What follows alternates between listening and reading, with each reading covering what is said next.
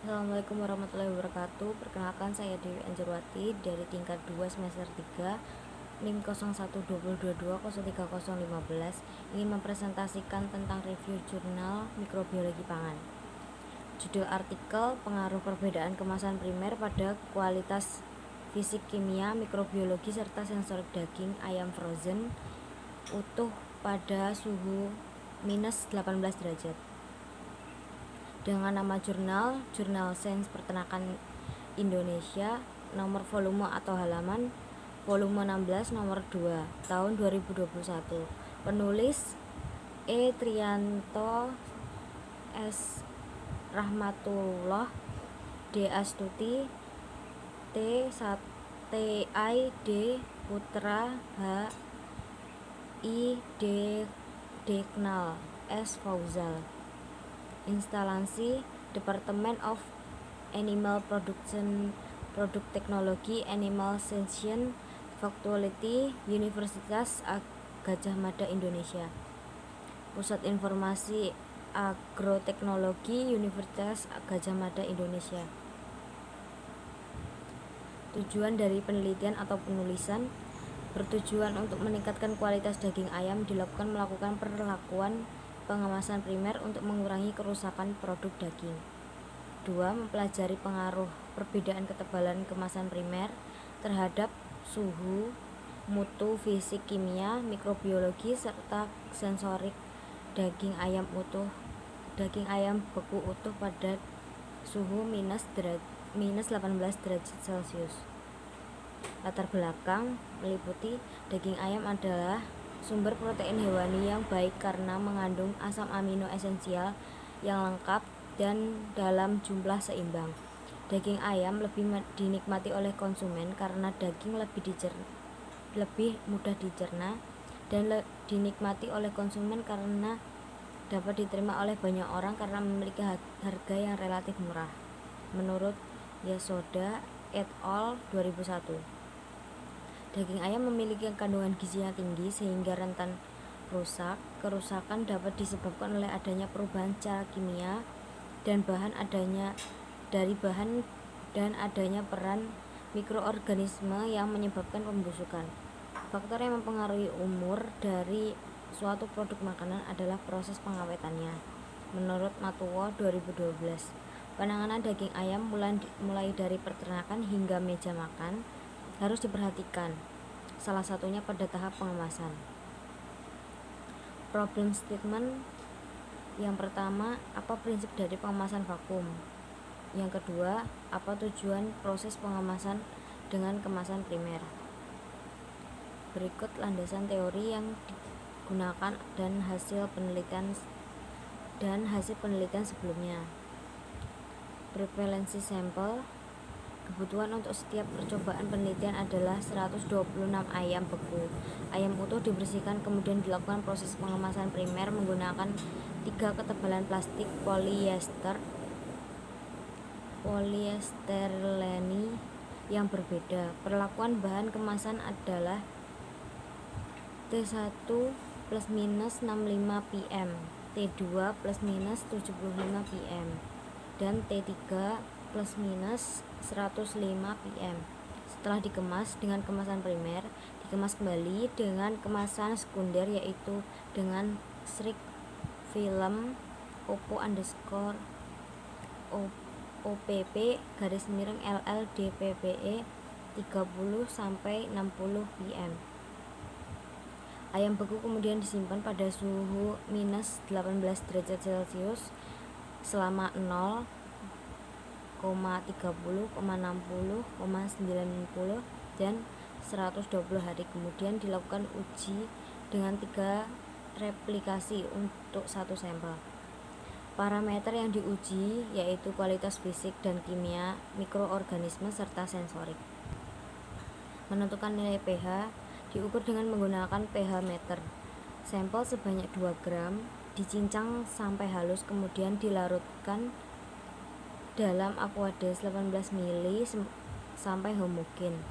Memasukkan pH meter yang sebelumnya dikalibrasi dengan larutan buffer pH 4 dan 7 ke dalam beker gelas. Ditunggu hingga pH daging konstan. Pengukuran dilakukan dengan pengulangan sebanyak 18 kali, kemudian hasilnya dirata-rata.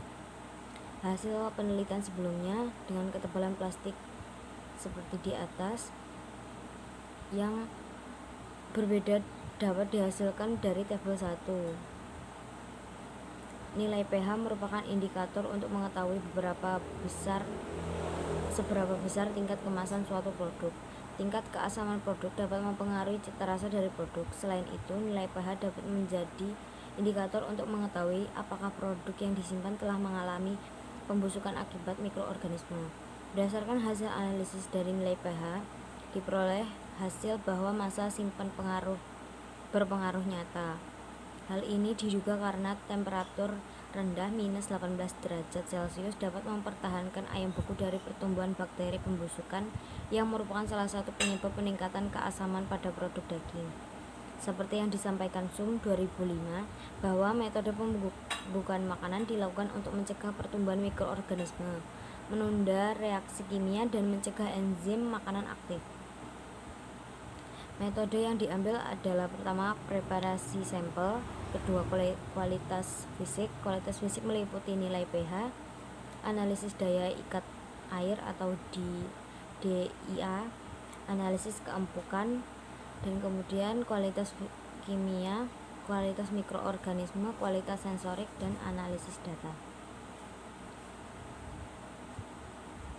Langkah-langkah penelitian: yang pertama, ayam utuh dibersihkan, kemudian dilakukan proses pengemasan primer menggunakan 3 ketebalan plastik polietilene yang berbeda. Yang kedua, nilai pH yang diukur dengan menggunakan pH meter. Sampel sebanyak 2 gram dicincang sampai halus, kemudian dilarutkan ke dalam aquadis 18 ml sampai homogen. Yang ketiga, analisis daya ikat air yang digunakan adalah metode HAM menurut Suparno 2009.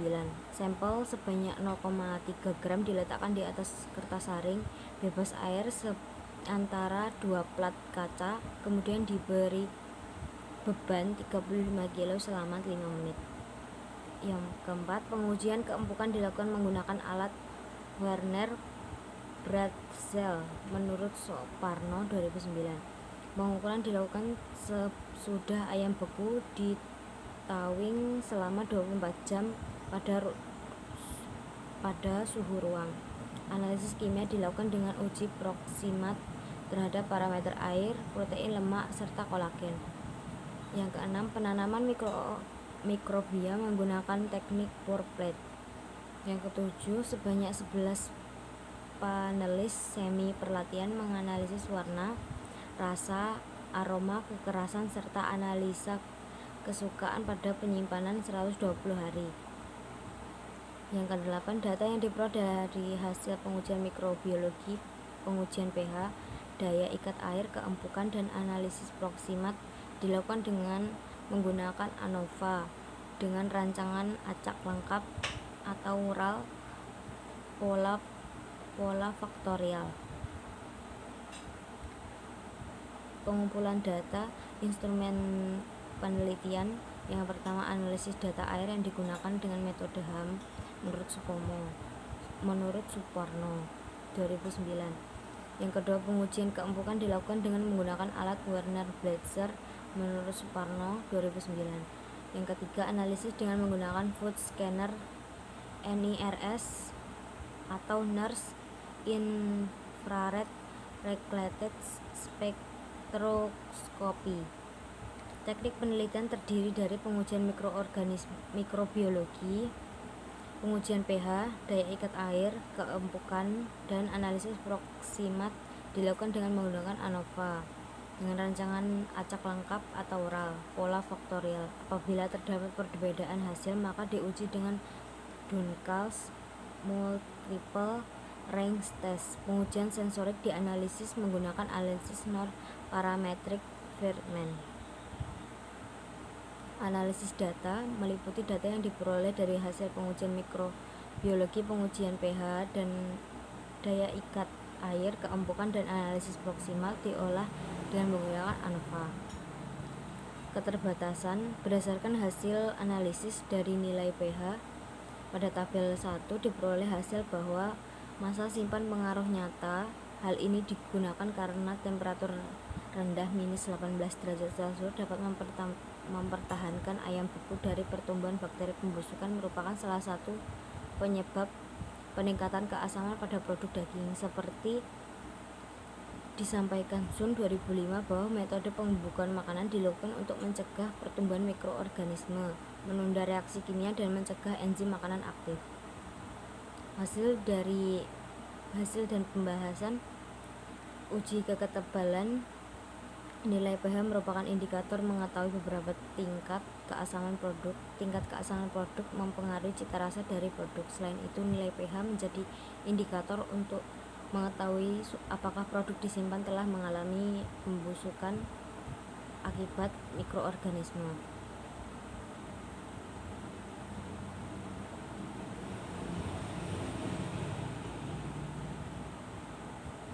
Penelitian lanjutan, pengujian organoleptik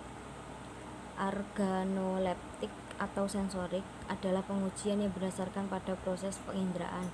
Bagian organ tubuh yang berperan dalam penginderaan adalah mata, telinga, indera pencicip, dan penginderaan peraba atau sentuhan. Kemampuan alat indera memberikan kesan dan tanggapan dapat dianalisis atau dibedakan berdasarkan jenis kesan. Kemampuan tersebut meliputi kemampuan mendeteksi, mengenali, membedakan, membandingkan, dan kemampuan menyatakan suka atau tidak suka, menurut Nagara et al. 2016. Hasil analisis sensorik berpengaruh terhadap nyata terhadap warna, aroma, rasa, tekstur, dan daya terima ayam beku. Hal ini dikarenakan pengukuran karakteristik sensorik dari daging segar kemudian dibukukan tidak begitu mempengaruhi nilai ADA.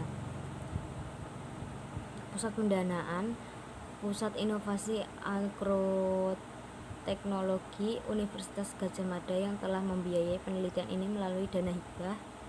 Penelitian PIAT Kelompok Penelitian Informasi Pasca Panen tahun 2019. Jumlah daftar pustaka 12 daftar pustaka terdiri dari 4 buku dan 8 jurnal. Sekian dari presentasi saya. Bila ada salah mohon maaf. Wabillahi taufiq wal hidayah. Wassalamualaikum warahmatullahi wabarakatuh.